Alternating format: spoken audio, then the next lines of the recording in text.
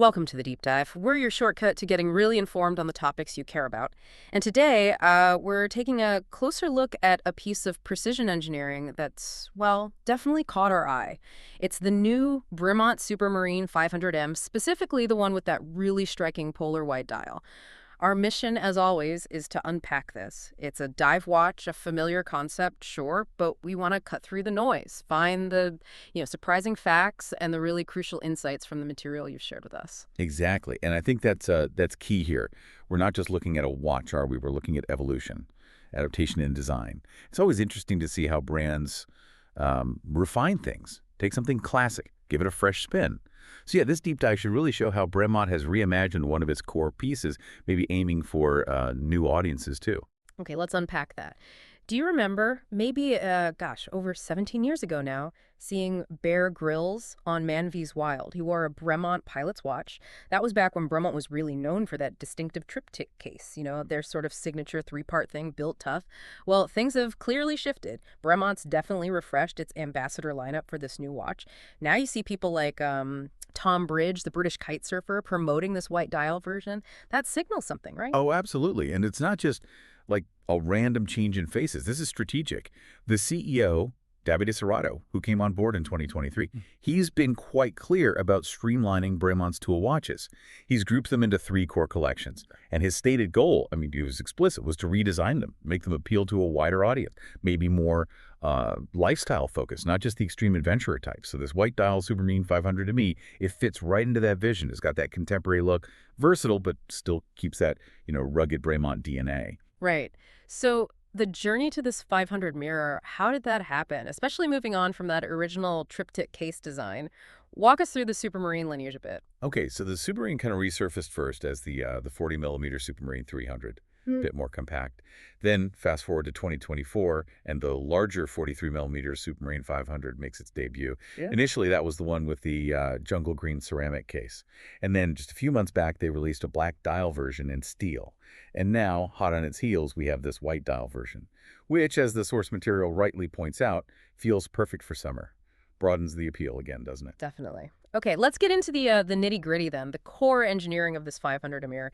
It's described as a properly robust tool watch.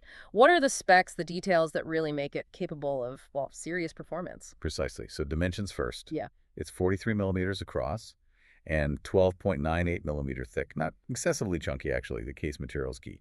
Brushed 904L stainless steel. Ah, 904L. That's not the standard 316L, is it? No, exactly. And that's significant.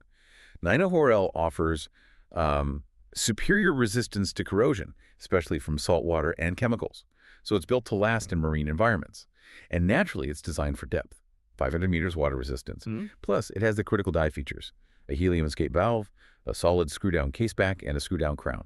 And the crown's protected by these quite neat faceted crown guards. Which, brings up a good point. Why are these specific things, the valve, the screw-downs, why are they so critical for a true dive watch? Especially thinking about, say, professional saturation diving. Yeah, that's a really important distinction because for someone like me, maybe just swimming or snorkeling, that helium escape valve, why is that considered non-negotiable for serious dive work? That's an excellent question. And you're right, for recreational diving, maybe down to 30, 40 meters, probably not strictly necessary. But for saturation divers who live under pressure for days or weeks, absolutely vital. See, helium atoms are tiny. They can actually get inside the watch case in those hyperbaric chambers. During decompression, if that trapped helium can't escape fast enough, the pressure builds up inside the watch. And, well, it could literally pop the crystal off. Wow. Yeah, so the valve lets it escape safely. And the screw-down crown and caseback, they're just fundamental for ensuring water doesn't get in under that immense pressure found deep down. Simple as that, really. Got it. Okay, so it's built tough. But let's talk about the looks. Bremont seems to have balanced that tool watch function with some real visual appeal. That new white dial, especially compared to the classic black, it really stands out. And both colors, they share that cool 3D wave pattern on the dial face. Looks like actual waves. I like that touch. Me too. It adds texture. And you're right, the contrast on the white dial is definitely sharper. You've got these applied markers, framed in black, filled with white superluminova. This is the blue emission kind. Ah, so it glows blue in the dark? Exactly. A cool blue light really helps with readability in low light or underwater. And notice the mix of shapes. You got the circular plots, the arrow up at 12, and then these sort of pyramid shapes at 6 and 9. It's also quite neatly done how they've slightly shortened the marker at 3 o'clock. Oh, yeah, to make space for the date window. Right. And the date window itself is pretty discreet with a white background, so it blends in nicely on this version. And the bezel. On a dive watch, the bezel is crucial, isn't it? How have they handled that here? Absolutely paramount. It's your primary tool for timing a dive, a key safety feature.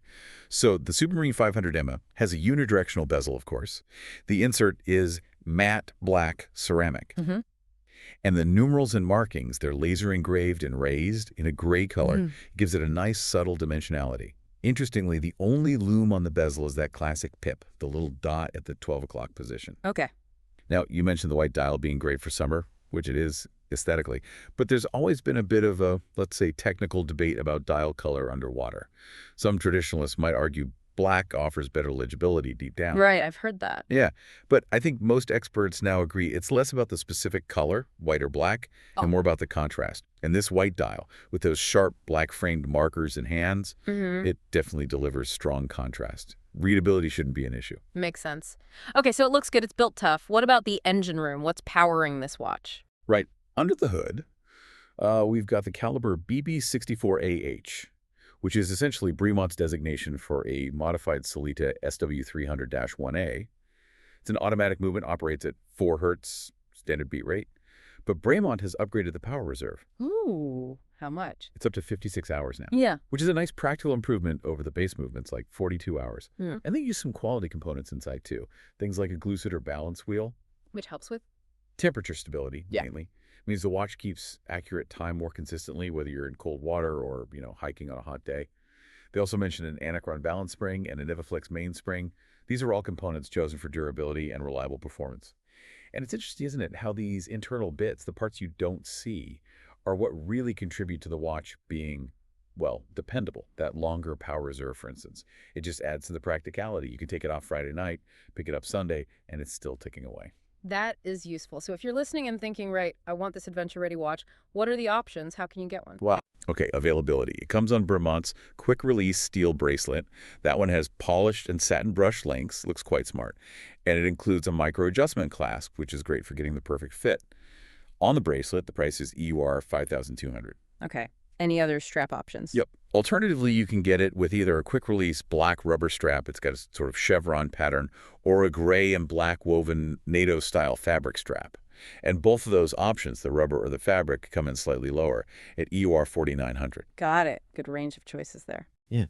And reflecting on it, this particular watch, this white dial 500M, and it really does feel like a good example of Bremont blending its heritage, the ruggedness with modern design and solid engineering. That white dial, it's more than just a color choice, isn't it?